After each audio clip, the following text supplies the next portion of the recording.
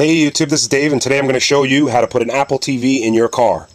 And more importantly, I'm going to show you how you could stream internet video like Netflix or YouTube or Sling Player or whatever onto your Apple TV so that you can be displayed on your OEM car radio screen. So with this setup, I have a power inverter. It's a 300 watt power inverter. It has two household plugs like you see in the home, and you plug in the Apple TV to power the Apple TV. And we also have here an old first generation Airport Express. It also will power the converter that we have to use because Apple TV outputs HDMI, and we have to convert it over to RCA, and it needs a power source, so we're powering it with the Airport Express. Now this is an older version of the Airport Express, and a word of advice: if you buy one on eBay and you hit the reset button, be prepared to go to an old Windows PC and download a very early version of Airport Utility, because the new version of Airport Utility will not configure your old Airport Express. I'm going to make a video about that because that's pretty weird that you would think Apple will allow you to configure it no matter how old the router is, but it is what it is. So this plugs into the cigarette adapter in your car and it will power that inverter. You have your Airport Express, you have your Apple TV, and your HDMI coming out being converted to RCA. So we have this setup here, and it's a great setup. We'll be able to AirPlay, we'll be able to AirPlay Mirror, we'll be able to stream internet content while we're AirPlay mirroring. And we can also send over the videos that we have stored on our Apple device. It works with any Apple device. Better if you're on 6.1, and if you're on the iPhone 5, it works even better. It has great quality. And the other option is to buy the Civic One when it comes out in a couple of months. We're in second hardware beta testing, and we have like 3 firmwares in, and you know, it's making great progress. You can also do Android with this, so that's a plus. Right now it's working with the Samsung Galaxy 4 using direct Wi-Fi, and you know, it's nice. Apple TV, you can't do Android, but with the Civic One you can. If you need more information about the Civic One, you can watch my other videos, or you can visit Civic One on Facebook. I think this is the way to go. Look, you only have a couple of wires here as compared to the Apple TV in this setup. They're both going to do exactly the same thing, and the important thing is I'm going to show you how to stream internet video using your 4G and LTE without having to have some sort of Wi-Fi connection in your car. We're only going to use the Wi-Fi from the Airport Express just to connect the iOS to the Apple TV. And same thing with the Civic. We're also going to use just the Wi-Fi signal that it emits just to connect our iOS with the Civic, and then being both of them displaying out onto the OEM car radio screen. Alright, let me show you the setup in the car. So here we have the Apple TV, and it's connected with an HDMI, runs down in underneath. It's also got the power that powers the Apple TV, runs down underneath. Now, what you see plugged into the cigarette adapter is a inverter, and that's so that you can change your AC to DC or vice versa, and you can power up your Apple TV. Also down here, all the wires run down, and here you'll see that I have the inverter here. It's a 300 watt inverter. It has 2 household plugs. I plugged in first generation Airport Express, and here I have the Apple TV plugged in as well.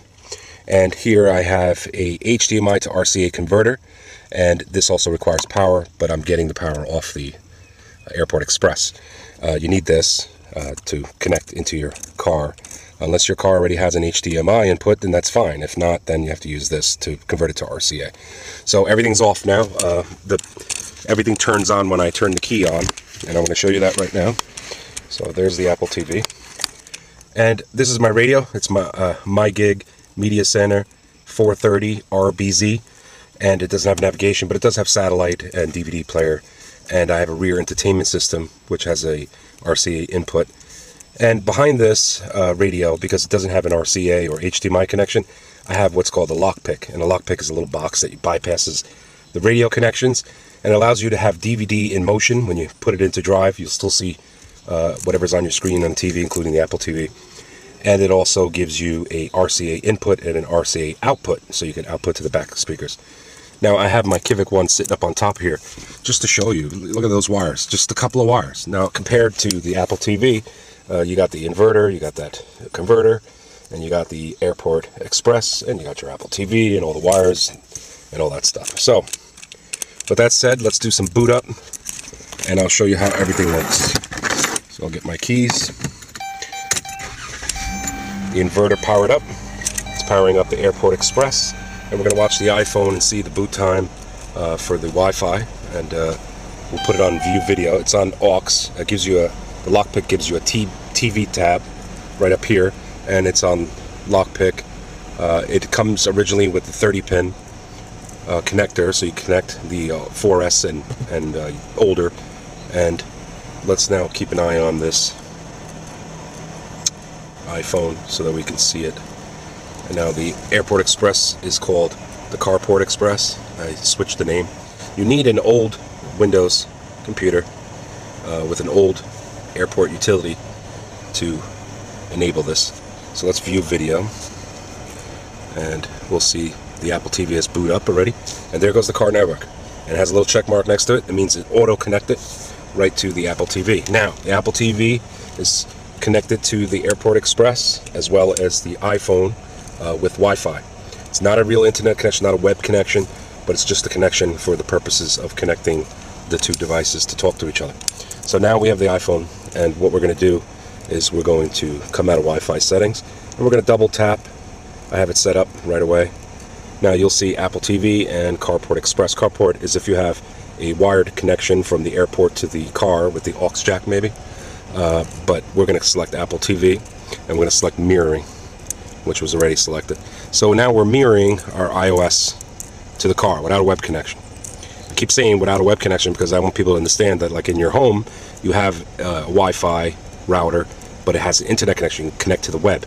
You cannot connect to the web this way, but you can, the way I'm going to show you, play internet video, because I'm going to show you how to pass through and use your 4G on your phone, get internet content like YouTube and Netflix, and shoot it over via the non-web Wi-Fi right to your screen. And the only way to get internet video is to mirror, like we're doing now. If you were not mirroring and you turned it off, but you're still connected to Apple TV, you'll be able to play any content that is stored when you sync your device. Like if you put a movie on, ripped it from a DVD and put it onto your iTunes and then put it onto your device. You can do that without mirroring, but if you want internet connection, and if you want internet content like videos from Netflix, you have to be Airplay mirroring, just like with the Kivik. So let's mirror now, and you'll see that we're mirrored here. And let's do a quick demo of internet video. So we'll go to the YouTube app, and you see that we have a video up there already. Let's just play it. We'll skip the ad, and we'll see that now you'll be able to play video from the internet. And you know, usually you have to have some sort of connection. So here's one of my videos. I'll hit the landscape button, and it's going to landscape. Sorry.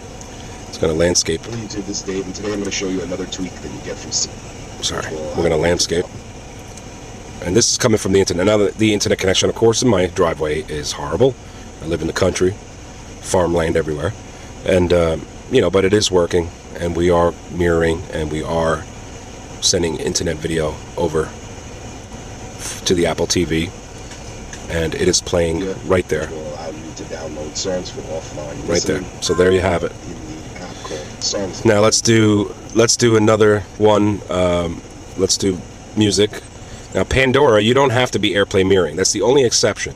You can only, it's called AirTunes. And now we're playing Pandora. Apple allows music to be streamed from the internet with these apps without having mirroring. Now we're mirroring there, but if you wanted to, you can non-mirror and still do Pandora, but you won't get any album artwork. So, which is not bad. Now let's do some other app. Plays in the background. Let's do Sling Player, in case you want to watch TV in your car. I'm going to put the phone down right here for a second.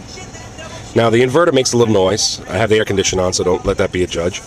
So I'm going to connect to my Sling Player, and I'm not mirroring right now, so we're going to get an error message. Because once again, when you do an internet, you have to Airplay Mirror. See, it's not going to do it. If we double tap and we hit mirroring, now we're going to mirror. Now we can mirror our Sling Player app. So it is working. There's no internet connection, but we got a little setup here You can see it's a little bit more cumbersome than the Kivik one, which will be released this summer. It's beta testing. This is the second product, hardware product. It's been through 3 firmware versions, and hopefully everything gets going. Now, by the way, with the Kivik, you can also do your Samsung Galaxy 4. You can't do that with an Apple TV. You can't do AirPlay. So there it is. That's the demo. If you have any questions, leave them in the comments, and I'll be happy to answer all of your questions. If there's something you want me to test out, we will test it out. And that will be that. I have SP rotator, so it's rotating the screen there. And that is my setup. You can use the remote, the hardware remote that comes with the Apple TV, but what for? You're just using this for AirPlay and AirPlay mirroring and AirTunes. But you also can use the remote app for your iPhone remote app for the Apple TV, and that works too. And that's it. As long as your iPhone and your Apple TV is connected to that webless router, Airport Express down there, then you can do AirPlay and AirPlay Mirror and AirTunes. So I hope this video helped you out. I hope you enjoyed it. If you have any questions, leave them in a comment, and thank you for watching, and have a nice day.